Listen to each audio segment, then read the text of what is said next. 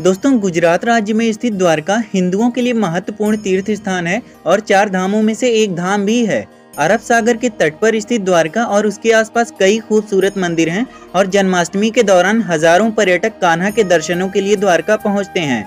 आपको बता दें कि द्वारका शहर को संस्कृत भाषा में द्वारावती कहा जाता है और ये भारत के 7 प्राचीन शहरों में से एक है। कहते हैं कि जब भगवान श्री कृष्ण ने अपने मामा और मथुरा के राजा कंस का वध कर दिया तो उसके बाद कंस के ससुर जरासंध और यादवों के बीच हमेशा के लिए दुश्मनी हो गई और कंस की मृत्यु का बदला लेने के लिए जरासंध ने यादवों पर 17 बार हमला किया। इसीलिए आगे के संघर्ष से बचने के लिए भगवान श्री कृष्ण पूरे यादव समुदाय को लेकर सौराष्ट्र में स्थित गिरनार पर्वत पर चले आए और युद्ध को छोड़ने के कारण भगवान कृष्ण को प्यार से रणछोड़ के नाम से भी जाना जाता है। उन्होंने मथुरा और गोकुल को छोड़ दिया और ओखा बंदरगाह के पास बेट द्वारका में अपने राज्य की स्थापना की। धार्मिक ग्रंथों के अनुसार भगवान कृष्ण की मृत्यु के बाद एक बहुत बड़ी बाढ़ आई जिसमें पूरी द्वारका नगरी समुद्र में डूब गई। कहते हैं कि द्वारका नगरी अब तक समुद्र में 6 बार डूब चुकी है और वर्तमान समय में जो द्वारका हम देखते हैं वो यहाँ पर 7वीं बार स्थापित की गई है। तो दोस्तों, अगर आप भी द्वारका दर्शन करने का सोच रहे हैं और यहाँ की यात्रा करना चाह रहे हैं तो वीडियो को पूरा जरूर देखिएगा और अगर आप चैनल पर नए हैं तो चैनल को सब्सक्राइब कर लीजिए और वीडियो को लाइक और शेयर करना भी बिल्कुल मत भूलिएगा। चलिए दोस्तों, सबसे पहले बात करते हैं कि आखिर आप द्वारका पहुँचेंगे कैसे। द्वारका पहुँचने के लिए आपके पास 2 ऑप्शन मौजूद हैं, बाई फ्लाइट और बाई ट्रेन। अगर आप बाई फ्लाइट द्वारका आना चाहते हैं तो यहाँ का नियरेस्ट एयरपोर्ट जामनगर में है, लेकिन इसकी कनेक्टिविटी कुछ प्रमुख शहरों से ही है। इसीलिए यहाँ का मेन एयरपोर्ट सरदार वल्लभ भाई पटेल इंटरनेशनल एयरपोर्ट है जो अहमदाबाद में स्थित है और इसकी कनेक्टिविटी सभी प्रमुख शहरों से काफी अच्छी है। तो आप बाई फ्लाइट अहमदाबाद आ सकते हैं और अहमदाबाद से द्वारका की डिस्टेंस करीब 450 किलोमीटर है और अहमदाबाद से द्वारका के लिए आपको बस मिल जाएगी जो आपको लगभग 8 घंटे में द्वारका पहुंचा देगी और जो बस का किराया होगा वो 500 रुपए होगा स्लीपर बस का। इसके अलावा दोस्तों, अगर आप बाई ट्रेन द्वारका आना चाहते हैं तो ये ऑप्शन भी आपके लिए सबसे अच्छा और सस्ता रहेगा। अगर आप नॉर्थ इंडिया जैसे दिल्ली, यूपी, बिहार, राजस्थान इन जगहों से आ रहे हैं तो आपको बता दें कि आप यहाँ के nearest railway station Dwarka direct आ सकते हैं। द्वारका का रेलवे स्टेशन नॉर्थ इंडिया से ट्रेन के जरिए वेल कनेक्टेड है। अगर आप साउथ इंडिया से आ रहे हैं जैसे केरला, कर्नाटका, आंध्र प्रदेश या तमिलनाडु तो यहाँ से आपको आना होगा अहमदाबाद और अहमदाबाद से आप चाहें तो ट्रेन चेंज करके या फिर बस के जरिए द्वारका पहुँच सकते हैं। दोस्तों, जब आप द्वारका रेलवे स्टेशन पे उतरेंगे तो आपको पास में ही 100-200 मीटर की डिस्टेंस पर ही मंदिर दिखने लगेंगे। तो कुछ इस प्रकार अब आप भगवान कृष्ण की द्वारका नगरी में प्रवेश कर चुके होंगे। द्वारका पहुंचने के बाद आपको सबसे पहले ठहरने के लिए, रुकने के लिए होटल या धर्मशाला देखनी पड़ेगी। दोस्तों, द्वारका में ठहरने के लिए भी आपके पास 3 ऑप्शन हैं। पहले ऑप्शन की अगर बात की जाए तो वो है धर्मशाला। मंदिर परिसर के आसपास ही आपको बहुत सारी धर्मशालाएं मिल जाएंगी जहां पर आप रुक सकते हैं, स्टे कर सकते हैं। धर्मशाला का चार्ज यहाँ पर 300 रुपए से शुरू हो जाता है। तो अगर आपका बजट कम है तो आप कम खर्चे में धर्मशाला में रुक सकते हैं। ये बेस्ट ऑप्शन है आपके लिए। साथ ही साथ यहाँ पर आपको सभी फैसिलिटीज भी काफी अच्छी दी जाती हैं।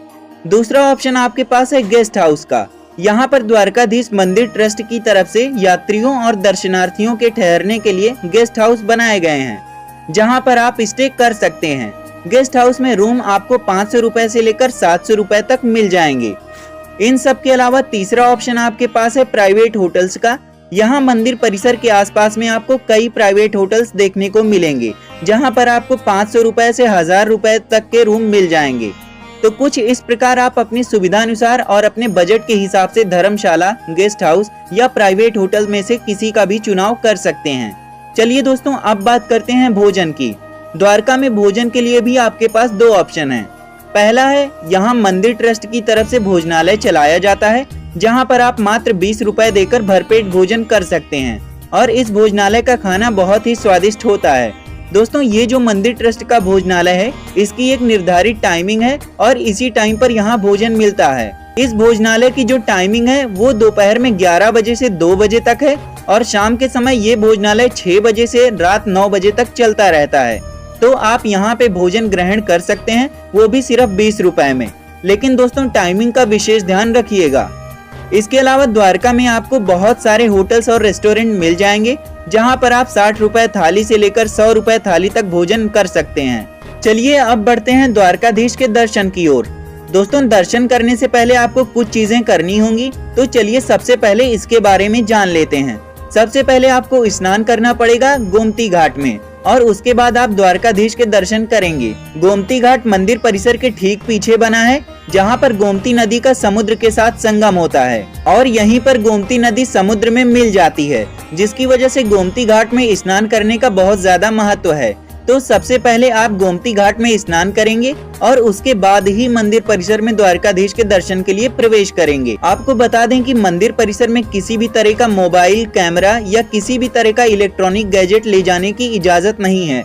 इसीलिए आप मंदिर परिसर के बाहर बने लॉकर में अपना मोबाइल, कैमरा इत्यादि रखकर ही जाइए। दोस्तों, ये लॉकर सुविधा मंदिर ट्रस्ट की तरफ से आपको दी जाती है और इसके लिए आपसे कोई भी फीस नहीं ली जाती। जब आप अपना सामान यहाँ रखेंगे तब आपको एक टोकन दिया जाएगा और दर्शन करने के बाद आप अपना टोकन दिखाकर सामान वापस ले सकते हैं। दोस्तों, अब आप जय गोविंदा, जय गोपाला और हरे कृष्णा का जाप करते हुए मंदिर में प्रवेश करेंगे और द्वारकाधीश के दर्शन करेंगे और अपनी मनोकामनाएं मांगेंगे और आगे बढ़ते हुए आप मंदिर परिसर से बाहर आ जाएंगे। दोस्तों, अगर आप द्वारकाधीश यानी भगवान श्री कृष्ण की आरती में शामिल होना चाहते हैं तो यहाँ पर आरती 2 बार होती है। सुबह 6 बजे और शाम को 6:30 बजे आरती होती है, तो आप आरती में शामिल हो सकते हैं। आरती के समय मंदिर का दृश्य अत्यंत सुंदर होता है और आप भक्ति में लीन हो जाएंगे। चलिए दोस्तों, द्वारकाधीश के दर्शन के बाद अब आपको जाना है पंचनंदा तीर्थ। जब आप मंदिर परिसर से बाहर आएंगे तो गोमती घाट के पास में ही आपको एक पुल दिखाई देगा, जिसे सुदामा सेतु कहते हैं। आपको सुदामा सेतु से होते हुए मंदिर के उस पार जाना है और जब आप सुदामा सेतु से जाएंगे तो इस पुल से जाने के लिए आपको वहीं एंट्रेंस गेट पर ही 10 रुपए का टिकट लेना पड़ेगा सुदामा सेतु से उस पार जाने के लिए। दोस्तों, जब आप मंदिर के इस पार आ जाएंगे तो यहीं पर है पंचनंदा तीर्थ। यहाँ पर 5 कुएं बने हैं, जिसमें 5 अलग अलग स्वाद वाले जल मिलेंगे। आपको 5 कुएं के जल को पीना है, जो आपको अलग अलग स्वाद के मिलेंगे। इन 5 कुएं को 5 पांडवों के नाम पर बनाया गया है। इसके बाद दोस्तों, पंचनंदा तीर्थ के पास में ही आपको स्वामी नारायण मंदिर देखने को मिलेगा। ये मंदिर देखने में बहुत ही ज्यादा खूबसूरत है, जो भगवान विष्णु के अवतार स्वामी नारायण को समर्पित है। आप यहाँ पर भी दर्शन करके कुछ समय बिता सकते हैं, बहुत ही अच्छा लगेगा आपको यहाँ पर। स्वामी नारायण मंदिर के पास में ही एक सुंदर वृक्ष भी है, जो आप यहाँ देख सकते हैं। ये वही पेड़ है जिसके नीचे दुर्वासा ऋषि बैठकर तपस्या किया करते थे। इसके बाद दोस्तों, इन सब जगहों के दर्शन करने के बाद अब आप सुदामा सेतु से होते हुए वापस आ जाएंगे द्वारकाधीश मंदिर। चलिए दोस्तों, अब बात करते हैं कि द्वारका में आप और किन किन जगहों को देख सकते हैं। नागेश्वर ज्योतिर्लिंग मंदिर द्वारका से 17 किलोमीटर की दूरी पर स्थित 12 ज्योतिर्लिंगों में से एक नागेश्वर ज्योतिर्लिंग मंदिर श्रद्धालुओं की आस्था का केंद्र है। इस मंदिर में भगवान शिव की विशाल, सुंदर और कलात्मक प्रतिमा पर्यटकों और श्रद्धालुओं को मंत्रमुग्ध कर देती है। ये मंदिर शिवरात्रि की पूर्व संध्या पर उत्सव का केंद्र है, जब भारी संख्या में भक्त यहाँ आते हैं। ये मंदिर सुबह 6 बजे खुल जाता है और दिन में 12:30 बजे तक खुला रहता है और शाम के समय 5 बजे खुलता है और रात में 9:30 बजे तक खुला रहता है। गीता मंदिर द्वारका में महज 1 किलोमीटर की डिस्टेंस पर स्थित गीता मंदिर 1970 में बनाया गया था। ये मंदिर भगवत गीता और इसकी शिक्षाओं के लिए समर्पित है। हिंदुओं की धार्मिक पुस्तक भगवत गीता की शिक्षाओं और मूल्यों को संरक्षित करना ही इस मंदिर का मुख्य उद्देश्य है। इस मंदिर परिसर के अंदर तीर्थ यात्रियों के लिए आवास भी बनाए गए हैं। गोपी तालाब द्वारका से 20 किलोमीटर की डिस्टेंस पर स्थित गोपी तालाब पौराणिक कथाओं में विशेष महत्व रखता है। ऐसा माना जाता है कि ये एक दिव्य स्थान है, जहां सभी गोपियों ने भगवान श्री कृष्ण के साथ अपनी आखिरी रासलीला का प्रदर्शन किया और उसके बाद उन्होंने गोपी तालाब में भगवान श्री कृष्ण के साथ एकजुट होकर शरद पूर्णिमा की रात में मोक्ष प्राप्त कर लिया। मान्यताओं के अनुसार वो सभी गोपियां पीली रेत में बदल गई, जो वर्तमान समय में गोपी चंदन के रूप में जाना जाता है और भक्तों द्वारा इस गोपी तालाब की मिट्टी अर्थात गोपी चंदन को माथे पर भी लगाया जाता है। रुक्मिणी मंदिर द्वारका से मात्र 3 किलोमीटर की डिस्टेंस पर स्थित है, जो भगवान श्री कृष्ण की पहली रानी रुक्मिणी जी को समर्पित है। दुर्वासा मुनि के श्राप की वजह से रुक्मिणी जी 12 वर्षों तक श्री कृष्ण से दूर यहीं पर आकर रही थी, जहां पर अब रुक्मिणी मंदिर बन गया है। रुक्मिणी मंदिर भले ही देखने में छोटा हो, लेकिन ये अपने आप में बहुत ही अद्भुत और अनोखा है। बेट द्वारका। बेट द्वारका मुख्य शहर से 32 किलोमीटर की दूरी पर स्थित एक द्वीप है और यहीं पर भगवान श्री कृष्ण ने अपने मित्र सुदामा से भेंट की थी, इसीलिए इस जगह का नाम बेट द्वारका पड़ा। बेट द्वारका में श्री कृष्ण और सुदामा दोनों की प्रतिमाओं की पूजा की जाती है और ये भी मान्यता है कि अगर आप द्वारका जा रहे हैं तो द्वारका की यात्रा का पूरा फल तभी मिलता है जब आप बेट द्वारका की यात्रा कर लेते हैं। साथ ही साथ इस मंदिर में चावल दान करने से भक्त कई जन्मों तक गरीब नहीं होते हैं, क्योंकि सुदामा ने श्री कृष्ण को यहीं पर चावल भेंट दी थी। इसीलिए जब भी आप द्वारका जाएं या बेट द्वारका जाएं तो थोड़े चावल जरूर लेकर जाएं। बेट द्वारका जाने का एकमात्र साधन है नाव, जो कि सुबह 6 बजे से शाम 7 बजे तक ही जाती है। द्वारका बीच। अरब सागर तट के साथ द्वारका बीच शाम को समय बिताने के लिए एक अच्छी जगह है, जो मुख्य शहर से मात्र 1 किलोमीटर की दूरी पर है। ये बीच सफेद रेत, समुद्री जीवन, भ्रमण और पिकनिक के लिए काफी लोकप्रिय है। बहुत से पर्यटक यहाँ सनराइज और सनसेट का शानदार नज़ारा देखने के लिए आते हैं। Light house. लाइट हाउस का उपयोग समुद्र में चल रही जहाजों को दिशा दिखाने के लिए किया जाता है। द्वारका में भी एक लाइट हाउस है, जो मुख्य मंदिर से मात्र 1.5 किलोमीटर की दूरी पर स्थित है। लाइट हाउस लोगों के लिए शाम को 4 बजे से 6:30 बजे तक खुलता है और आप इसमें प्रवेश कर सकते हैं, जो बिल्कुल निशुल्क होता है और यहाँ से आप पूरी द्वारका नगरी को देख सकते हैं और बहुत ही खूबसूरत पूरी द्वारका नगरी आपको यहाँ से दिखाई पड़ेगी। अरब सागर से आ रही ठंडी ठंडी लहरों का मजा भी आप यहाँ ले सकते हैं। तो दोस्तों, ये थी द्वारका की खास टूरिस्ट प्लेसेस जहाँ पर आप विजिट कर सकते हैं। लेकिन दोस्तों, इन सभी टूरिस्ट प्लेसेस पर जाने से पहले हमारे मन में एक ख्याल आता है कि आखिर हम इन सभी प्लेसेस पर जाएंगे कैसे, यहाँ घूमने के लिए हमारा साधन क्या होगा। तो आपको बता दें कि द्वारका से रोज सुबह कई बसें चलती हैं, जो मात्र 100 रुपए में इन सभी जगहों को घुमाकर वापस आपको ड्रॉप कर देंगी। ये बस आपको सुबह 6-7 बजे तक पिक कर लेती हैं और शाम को 6-7 बजे तक आपको सभी प्लेसेस विजिट करा के वापस आपको ड्रॉप कर देंगी।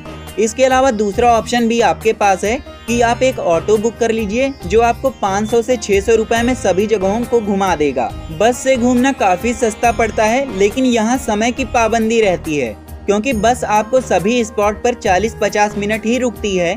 इस तरह से अगर आप किसी जगह पर ज्यादा समय बिताना चाहते हैं तो बस आपके लिए नहीं रुकी रहेगी। वहीं अगर आप ऑटो बुक करते हैं तो आप अपनी मनमर्जी से घूम सकते हैं। चलिए दोस्तों, अब बात करते हैं कि द्वारका हमें कब जाना चाहिए और यहाँ जाने का बेस्ट टाइम कौन सा है। दोस्तों, द्वारका आप साल में कभी भी जा सकते हैं, लेकिन यहाँ आने का बेस्ट टाइम नवंबर से मार्च तक है, क्योंकि इस टाइम यहाँ मौसम सुहाना रहता है। लेकिन अगर आप द्वारका की खूबसूरती को और यहाँ के मंदिरों की भव्य सुंदरता को देखना चाहते हैं तो आप जन्माष्टमी के समय यहाँ आ सकते हैं। चलिए दोस्तों, अब बात करते हैं कि द्वारका का टूर प्लान आपको कितने दिनों का बनाना चाहिए और इसमें आपका कुल खर्चा यानी कुल बजट कितना लगने वाला है। दोस्तों, द्वारका का टूर प्लान हमने 3 दिनों का बनाया है, जिसमें आपका 3 दिनों के लिए होटल का खर्चा 1000 रुपए, फूड का खर्चा 1000 रुपए और लोकल ट्रांसपोर्ट का खर्चा 500 रुपए हो जाएगा।